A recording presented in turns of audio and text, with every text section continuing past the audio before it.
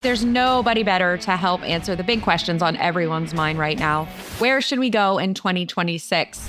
There is a multi-billion-dollar renovation happening at San Diego International Airport. That whole area in Carlsbad has really become a culinary destination. Why is Kansas City having a moment right now? They consider themselves to be the soccer capital of the USA. Did you know that they make bourbon in Kansas City? Did not know that. Santa Fe has this magical quality that artists have been drawn to forever.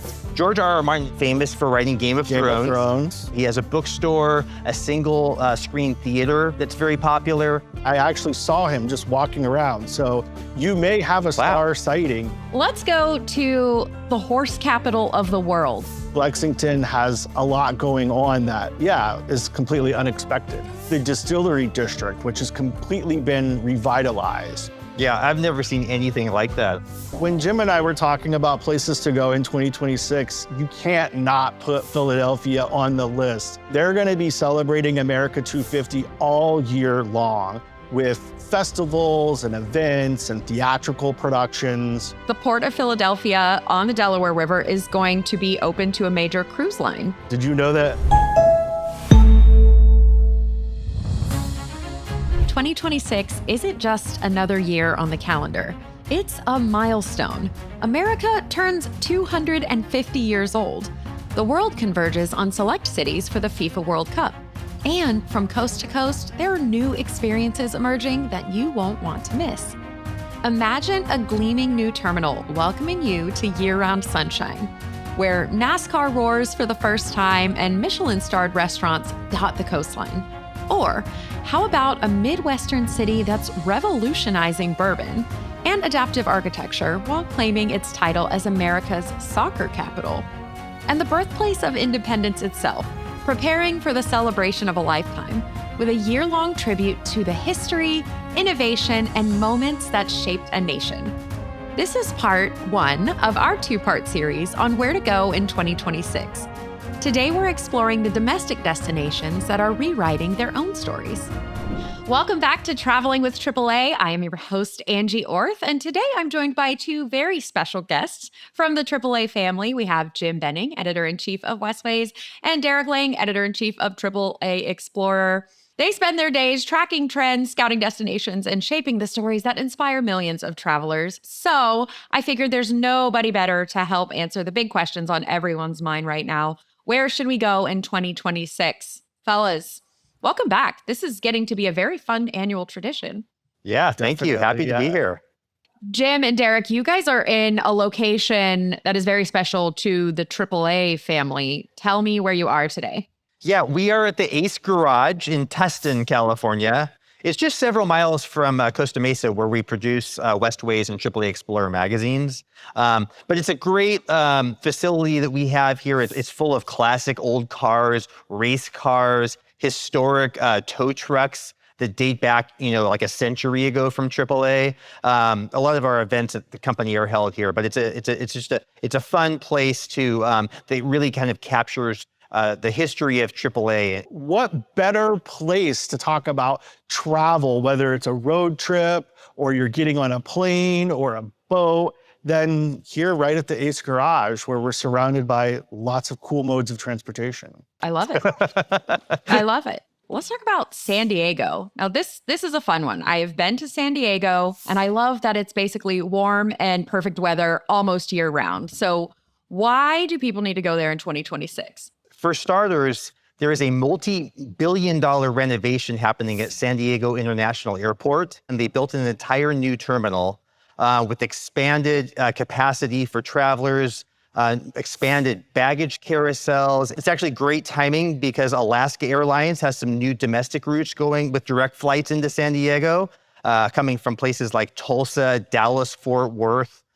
So all those passengers flying into San Diego are going to be greeted with a gleaming new terminal, at least if they're heading into Terminal 1. That's a big project that's happening, very exciting. There's a lot of other stuff happening in terms of attractions in San Diego and events that are exciting as well. NASCAR is having its first San Diego event at the at the Naval Station on Coronado. This is the first time that NASCAR has run a race in San Diego.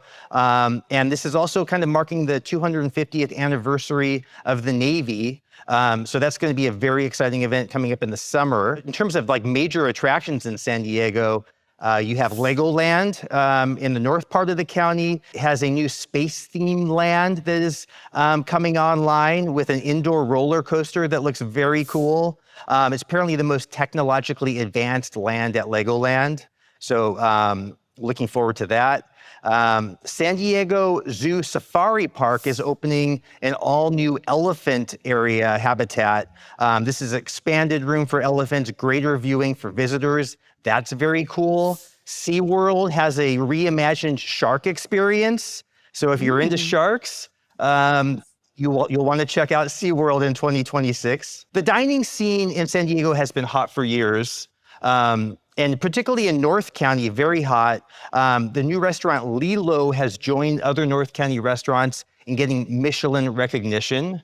Yeah, that whole area in Carlsbad has really become a culinary destination, which wasn't true that many years ago. But with Lilo getting Michelin recognition, June Jolie, there's a campfire-themed restaurant, and they're all within walking distance in the village in Carlsbad. Like, that's a great place to go and have extraordinary meals for every meal. Absolutely, yeah. And closer to downtown San Diego, there's a new development going in called the Admiral. That's at Liberty Station. This is a former naval training facility in Point Loma that has been totally reimagined as kind of an entertainment, dining, shopping area. San Diegans love it. This will be taking over several buildings in Liberty Station with a restaurant, bar, entertainment area. So lots happening in San Diego on the dining scene as well. Well, you had me at Sharks at SeaWorld. I will absolutely be there for opening day of that one. Kansas City. Excited to talk about this because I haven't been there and I keep hearing about how great it is beyond just the famous barbecue. So why is Kansas City having a moment right now? I can personally attest that Kansas City is very cool. I went there for the first time recently. Obviously, it's known as the home of Kansas City barbecue, the Super Bowl award-winning Chiefs, and really great art institutions. What I think is really cool about Kansas City in 2026 is they are hosting the FIFA World Cup. They're among 26 cities in North America that are going to be hosting the World Cup in 2026. They are probably the most excited about it. They consider themselves to be the soccer capital of the USA. So the matches will be at Arrowhead Stadium, but the entire city is going to be activated for the World Cup.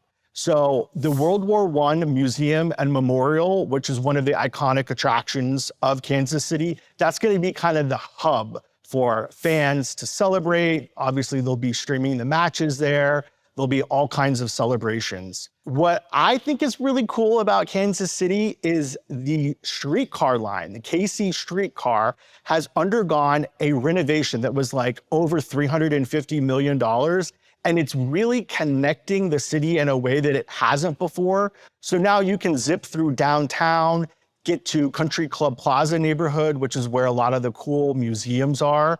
You can literally take the streetcar to the Kemper Contemporary Museum of Art, which just like wasn't something that you could do before. So I think that's a really cool way to get around and see all of the like cultural attractions in Kansas City. What else can people see when they visit? I'm really excited about the Rock Island Bridge. It's this adaptive reuse project where they're taking a bridge from 1905 and fully enclosing it. I've never heard of anybody doing anything like that before. There's going to be a restaurant in there, coffee shops, a big event space. It'll also act as a trailhead for hikers and cyclists. I've never seen anything like that, I don't think. I'm just hoping it's structurally sound, Derrik. You mentioned it's really old. So.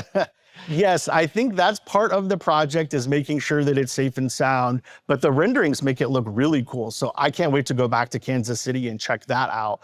Other similar projects that they've completed, there's a distillery called J. Rieger and Company. It's a bourbon distillery. Did you know that they make bourbon in Kansas City? Did not know that. It's not just in Kentucky and Tennessee, it's in Kansas City. The backstory is that it's a really old brand, and then this, aficionado of bourbon found a surviving family member and they revived it. They turned this old bottling factory into the distillery, and it's a whole space where there's an outdoor bar, there's the bourbon barrels where you can see the aging bourbon. It's right next to the train tracks, which apparently does something chemically to the bourbon. It's just a really fun space. When I went there, it was Derby Day. So they had a big Kentucky Derby party happening. So a lot of events happen there. The best part though, is that there's a 40-foot slide. So after you go on a tour or do a tasting, you can go from the second floor directly down into the gift shop, which is really fun. Do they really want people who've been sipping bourbon, hopping onto a 40-foot slide, Derrik? I don't know. They do, and they do. After we're done bourbon tasting and doing the slide, what about Atlas 9? This sounds fun. Yeah, so if you're familiar with Meow Wolf, those immersive art museums that have been popping up all over, Atlas 9 is very similar to that. It's an immersive art experience that recently opened. The cool thing about this one is the storyline. So it's set in a movie theater from the 90s, and plot twist, aliens have invaded it. So all of the artists have leaned into this narrative and created spaces where you can explore. I'm a big fan of Meow Wolf and immersive art spaces, so I'm really excited to check out Atlas 9. And what about the Cascade Hotel? Because I heard there's new stuff going on there. Is that a good place for people to stay when they visit? Yeah, in the Country Club Plaza neighborhood at the Cascade Hotel, they have reimagined their food hall. It's now called Plaza Provisions. They've got a bunch of local providers in there, offering all different kinds of food, from pizza to barbecue, of course. And on the roof, there is a new rooftop bar. That's exciting. I think for people going, whether they're going for FIFA or a Chiefs game or whatever takes them to Kansas City in 2026, it sounds like there's a lot to do. This is a AAA Travel Minute, brought to you by Viking Cruises. I'm Kaylin Seigan, a AAA travel advisor. Getting ready to travel is so exciting. But what type of suitcase is best for you? A black nylon duffel bag with super convenient zippers? Or a pink polycarbonate clamshell case on wheels? Soft-sided luggage is usually more flexible, allowing for additional space to pack. It typically features exterior pockets, which are helpful for accessing items on the go, like travel documents and a water bottle.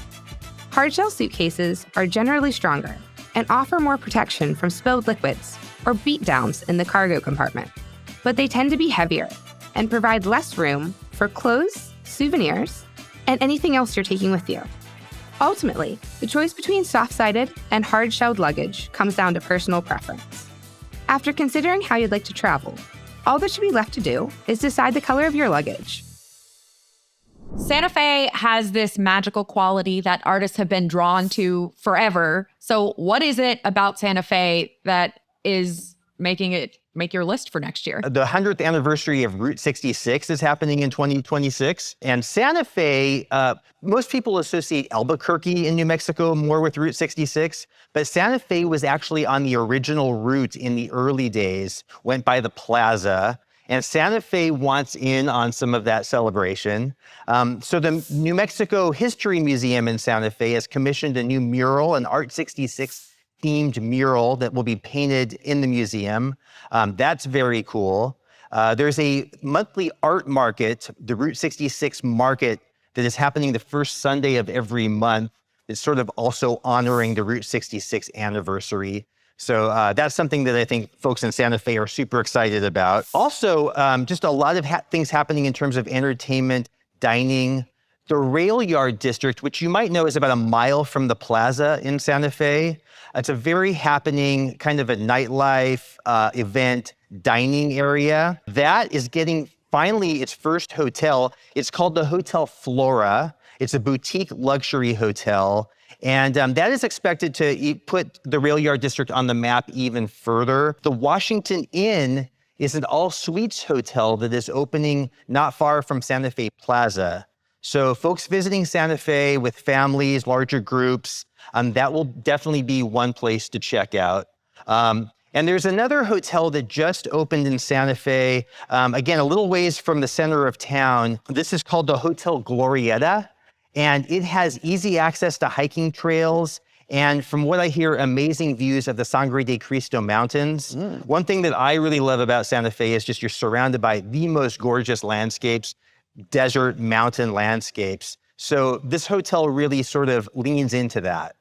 So I'm excited about that one in particular. We're going to talk about Route 66 probably all next year, but we have an episode coming up very soon where we're going to talk about how to do it, where to stop. And so I'm happy that we're talking about Santa Fe for next year. I think a lot of people are going to be trying out Route 66 next year. Am I right? Definitely, yeah. And as you know, Angie, it takes like at least 2 weeks to drive the entirety of Route 66. So I think next year people will be looking at specific destinations. Tulsa, St. Louis, Santa Fe is a great option. So you can get a little taste of Route 66 without having to commit to driving from Chicago to Los Angeles.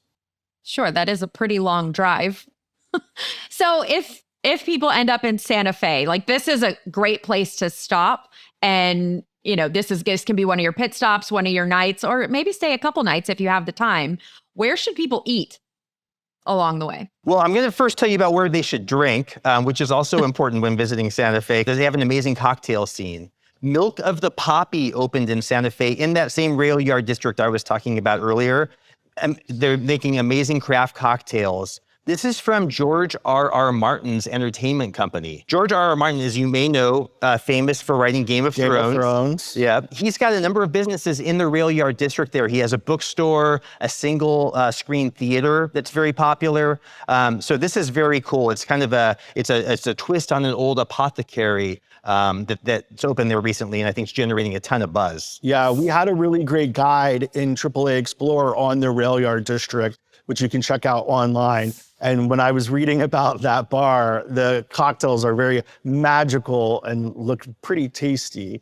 And the fact that it's from George R.R. Martin is great too. And the last time I was in Santa Fe, I actually saw him just walking around. So you may have a star sighting because he's a very famous Santa Fean. So that said, could he please finish writing the end of the series? Because it sounds like he's very busy making great cocktails in a beautiful like rail yard district. But we want the book. We want the book, George. He may also be dining at some of these hot spots in Santa Fe. And one of them I'm going to tell you about is called Leo's. This is a Thai Malaysian-inspired restaurant. It is generating a ton of buzz. It's from a James Beard Award-winning chef. It doesn't take reservations, so apparently there are long lines outside Leo's. People show up early to get a table, but this is one of the more happening places to eat. You may see George R.R. Martin there on your next visit, Derrik. Fingers crossed. I should also say, you mentioned Meow Wolf earlier. Of course, the original Meow Wolf OG location is located in Santa Fe. Meow Wolf is actually celebrating its 10th anniversary there in 2026. So there are going to be some celebrations and some partying happening at the Meow Wolf in Santa Fe. Another reason to visit next year. What about the Georgia O'Keeffe Museum? Let's talk about that. Interesting exhibition at the Georgia O'Keeffe Museum, I have to say. It sounds kind of subversive, actually. Georgia O'Keeffe, of course, famous for beautiful paintings of the Santa Fe landscape, incredible skies. Well, they have an exhibit that is highlighting artists and scholars from northern New Mexico's Taway Pueblos. What's interesting to me is I'm actually going to use their wording here. They say that this exhibit resituates the O'Keeffe narrative back in Taway country. The idea is that Georgia O'Keeffe kind of claimed northern New Mexico as her own. She was the artist there. And the Taway people have something to say about that. They've been creating art there for a long time. This is featuring a lot of contemporary artists. But I think it's going to generate a lot of debate about kind of where Georgia O'Keeffe and her work is sort of situated in the Santa Fe, New Mexico area. And this is running through about September of 2026. So if you make it to Santa Fe, you will definitely want to check this out. Art and artisans are so important to Santa Fe. So I think if you're going to go there, it makes sense to take some time, check out some exhibits. Are there any other ones you guys recommend that you've liked? There's the Santa Fe Opera, which is actually located outside. So I think it's always a good idea to check the opera's schedule if you're going to make a trip to Santa Fe and go up there. Even if you're not an opera fan, you know, the captions, they broadcast them. You can figure out what's happening. It's just a beautiful, stunning space to see a show. And of course, Santa Fe is like famous for the native art. And I think that has only sort of grown and become a bigger draw for both in galleries and, you know, they'll set up in the plaza. It's very accessible. I always love to check that out when I'm in town. Yeah, the Folk Art Museum is so fun. That's definitely underrated. Yeah. Let's go to the horse capital of the world. Tell me why Lexington, Kentucky is making the list for 26. Everybody knows Lexington for its equestrian heritage. It's also a big stop on the Bourbon Trail in Kentucky, but there's a lot happening there beyond horses and bourbon. What I find really interesting is all of the new park spaces that have either been completely built from scratch or renovated. There's one really big one called Gatton Park that's near the Rupp Arena there. It's totally multi-dimensional. There's pollinator gardens. There's a really cool, like, modern playground that made me feel like I wish I was a little kid and I could go run around on it. It's also connected to the distillery district, which has completely been revitalized. So this is where much of the bourbon was made there. But now a lot of those buildings have been reborn as stuff like a really high-end ice cream parlor, a pizzeria, different restaurants. They still make bourbon there. The James E. Pepper Distillery is there. There's also a restaurant called Elkhorn Tavern, which is connected to the distillery, which is cool. They use products from bourbon making. So like the corn muffins use the corn from the mash. So that's really cool and different. So I just think Lexington has a lot going on that, yeah, is completely unexpected. I've noticed friends and colleagues going to Lexington because it's part of the Bourbon Trail and it's become sort of like a bachelor party destination.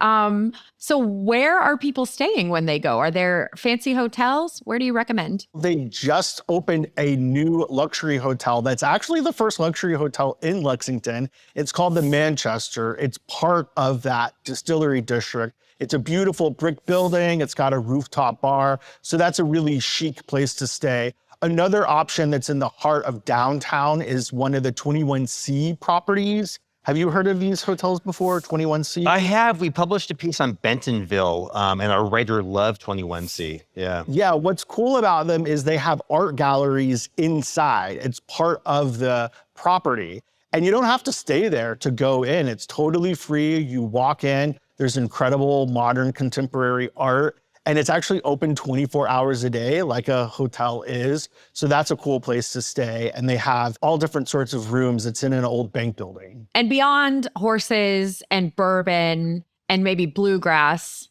there are other bits of history. Tell us about Mary Todd Lincoln. Mary Todd Lincoln is having a moment right now. She's the subject of the Tony Award-winning play Oh, Mary by Cola Scola. But if you want to learn about the real Mary Todd Lincoln, you've got to go to the Mary Todd Lincoln Museum. She's from Kentucky. Her former home has been turned into a museum. So that's a really cool space to appreciate one of Lexington's most famous daughters. Let's talk about the last place on the list for domestic destinations, and that's going to be Philadelphia. This is going to be a huge city for next year because it's America's 250th birthday. Yeah, when Jim and I were talking about places to go in 2026, you can't not put Philadelphia on the list.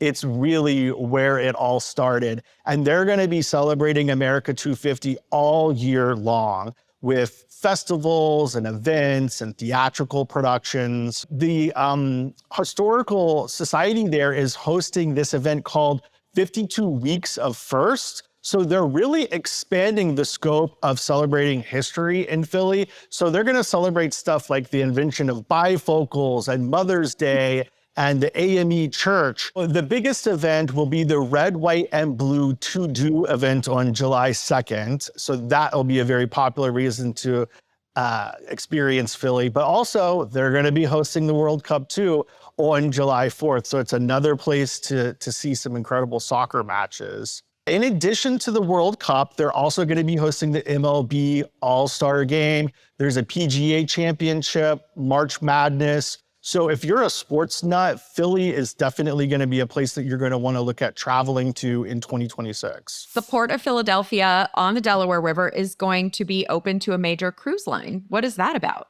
There hasn't been a major cruise line stopping in Philly for over 15 years. So beginning in 2026, Norwegian Cruise Line is going to be sending 2 ships to Philly. So if you've done cruising, especially along the Atlantic before, or you've been to the Caribbean, this is an exciting new place to stop, especially as I've been saying about America's 250, like that'll be a great reason to get out off of the ship and go explore the city. And it stops right there at the Delaware River. And it's, the first time in a long time that this has been a cruise port. So that's really cool for all the cruise lovers out there. Now, when people are planning their trips to Philadelphia in 2026, do you have any recommendations on where they should stay? One of the coolest new accommodation options that's opening is called the Whalen. It's a historic hotel that's built inside of an old naval receiving station at the Philly Naval Yard. This sounds like a really cool place to stay. It's a Hyatt property. It's going to have hundreds of rooms. So I think if you're planning one of these historical themed trips, stay in an old building. That would be really cool. But of course, with the modern conveniences of a Hyatt property. And that's a wrap for our 2026 domestic destinations. If your travel aspirations for the coming year include a longer journey, then be sure to join us for our next episode. We'll uncover AAA's top international destinations so you can get a head start on planning, which is always the fun part. Jim Benning and Derrik Lang, thank you so much for joining us, and thank you to our listeners for being with us. If you're planning a trip, be sure to connect with a AAA travel advisor. Check out AAA.com/travel or visit your local branch. This podcast is a production of Auto Club Enterprises. If you enjoyed it, please subscribe and leave us a review. I'm Angie Orth. Thank you for traveling with AAA.